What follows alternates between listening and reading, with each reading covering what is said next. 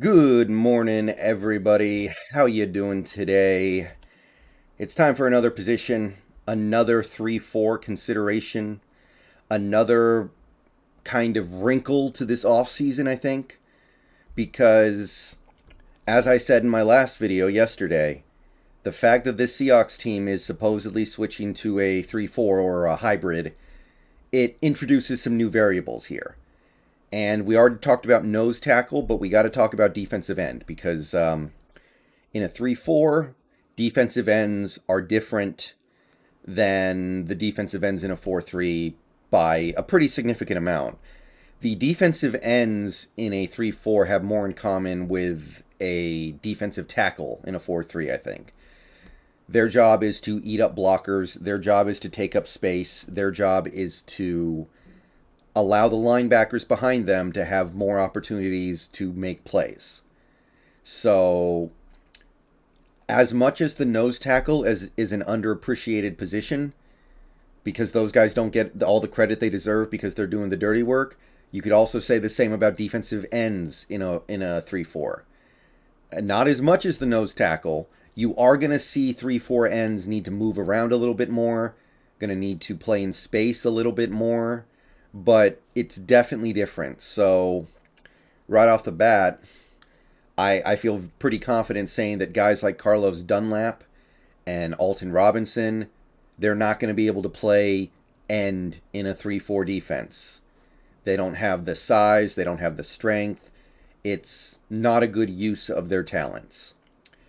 Looking at the Seahawks roster right now, Kerry Hyder, I think he can do it. I think he can play end in a 3-4. I think that would actually be a great use of his talents.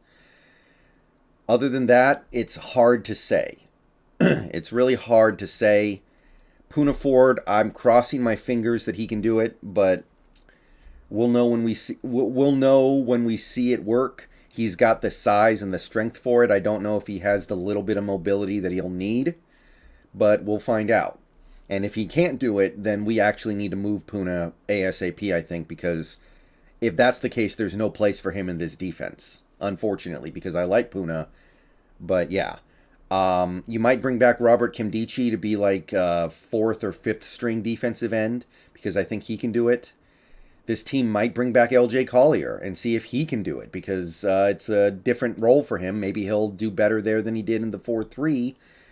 But even if all those things work out in our favor, we need more. We need more help here. Let's take a look at some of the free agents. All right, so the list is a little short, right? Not a lot of big time notable 3-4 defensive ends here, but I found a few, including at least one who I think is a very likely candidate to end up in Seattle. So let's jump in. Calais Campbell might be the most notable player on this list here.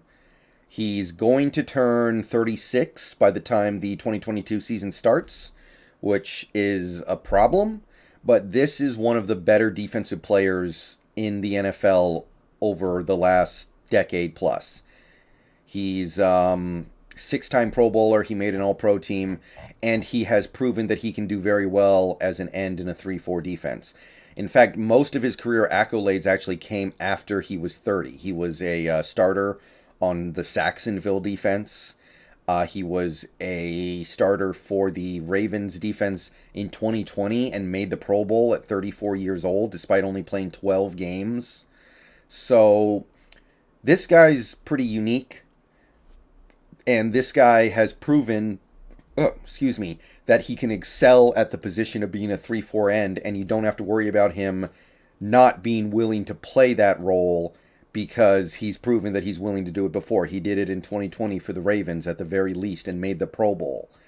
Now, age is a concern, but Calais Campbell's a guy who is playing his best football here at the tail end of his career. If you go to PFF, his grade for 2021 was excellent, almost 81.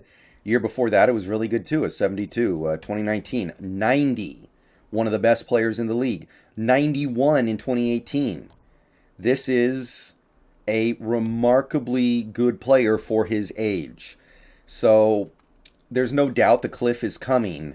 But if you feel like that cliff is going to be at least a year off and you want to offer Campbell like 1 year, 5 million, you could probably get him, and he would be really good as an end. I wasn't that interested in him when I thought we were still going to be running the Carroll 4-3, but I've reconsidered a little bit now that I know we're going to do this hybrid, because Campbell's going to fit right in that hybrid. He can do things on both sides of that hybrid defense.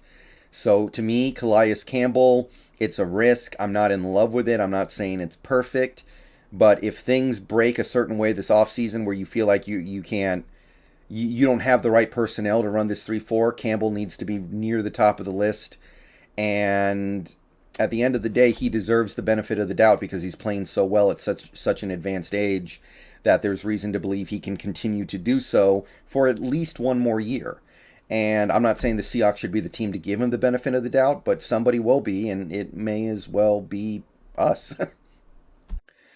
Okay, the next player is somebody who I think a lot of people, myself included, strongly suspect will end up in Seattle. It's Akiem Hicks. And I already talked about Akiem Hicks as a 3-tech defensive tackle, and I was okay with it. But to me, Akiem Hicks becomes much more valuable if we really are going to run that 3-4, because he has value as a 3-4 end. And I think he also has what it takes to play in a more 4-3-ish role. So that value is really worth something. Akiem Hicks, he's huge, big dude, listed at 335, has the mobility to play end in a 3-4 regardless. Kind of an athletic freak in that regard. I already kind of went over the Akiem Hicks stuff in a previous video, so I'm not going to go over it again too much, but he had a great season for the number 1 defense in 2018. Since then, he's missed time. Since then, he hasn't been as good. 2020 was all right. He played in 15 games, 3.5 sacks.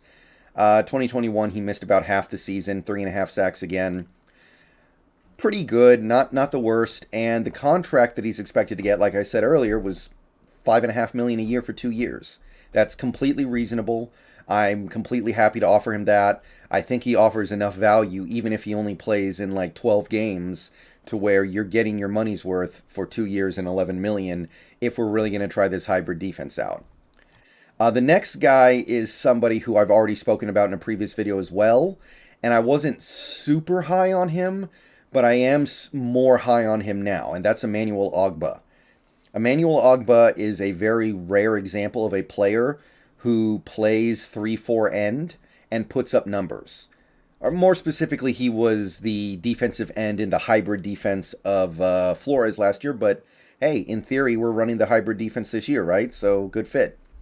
So, Emmanuel Ogbah is somebody who's going to come into some money this offseason, but if you're willing to break the bank at the 3-4 end position, Ogbah's probably the only guy you should be doing it for. Ogbah, he's proven that he can play end in a 3-4, and the last 2 years with the Brian Flores defense, he's gotten 9 sacks a season and 17 pass deflections playing in every game.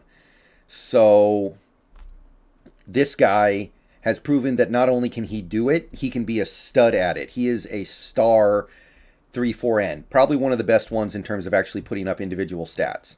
His PFF grade for 2021, really good, 77. The year before that, it was a 66. Not quite as good, but still solid. The year before that, I think he was in Kansas City, actually helped them win a Super Bowl. Okay, load at your own pace. Yeah, 70. And the price tag would be high, but not exorbitant. 3 years, $30.5 million. So to me, Ogbah's more interesting knowing that you're going to run the 3-4. And after that, straight up, there isn't a whole lot that I look at and go, yeah, I think that guy can be a really good end in a 3-4. You know, there are a lot of guys here who I think would be interesting, but not if we're going to try to run this specialized defense. A lot of these guys are 4-3 ends. A lot of these guys theoretically could play end in a 3-4, but I don't know if I would trust them to. I don't want to make that my bet for this season. There's one guy, that I do want to draw some attention to here.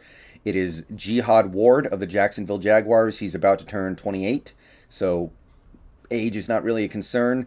He should not be expensive because he did not have a very notable year in Jacksonville, and he only made $2.5 million last year. So you could probably get him for like $3 million. But Jihad Ward is a guy who has had some success in the NFL, moderate success, and he was a second-round pick, has some pedigree. In 2018 for the Colts, he had 3 sacks in minimal snaps, was basically a pure pass rusher.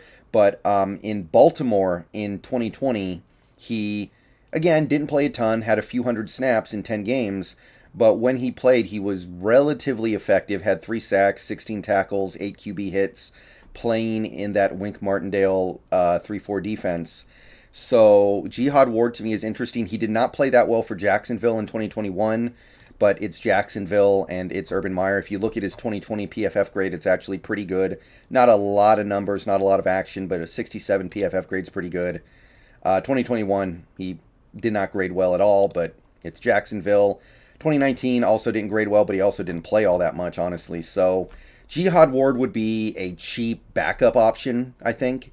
If you feel like Puna and Akeem Hicks can hold it down, and then you've got Kerry Hyder, coming off the bench, maybe Jihad Ward can be your other backup. But this is an area that needs some attention, I think. Excuse me, by the way, I'm a little out of breath right now. But I think that you could potentially look at free agency for a 3-4 end. I think Akeem Hicks is kind of a slam dunk for multiple reasons, but that might not be enough. And again, I'll say it. I like the idea of a hybrid defense. I like the idea of doing 3-4 stuff, but you gotta do it right. You gotta get the right players to do it, or else it's going to be like the Cowboys in 2020 when they tried to do it with the wrong players and it went terribly. So yeah, Calais Campbell's interesting. Akeem Hicks seems like a slam dunk. Emmanuel Ogbah would be the home run. Jihad Ward to me is a sleeper backup option. All right. See you guys later on today. Peace out. Go Hawks. I know it's kind of a low-profile position, but it's important. So let me know what you think down below. We'll see what the team does, but that's all the thoughts I got. Go Hawks.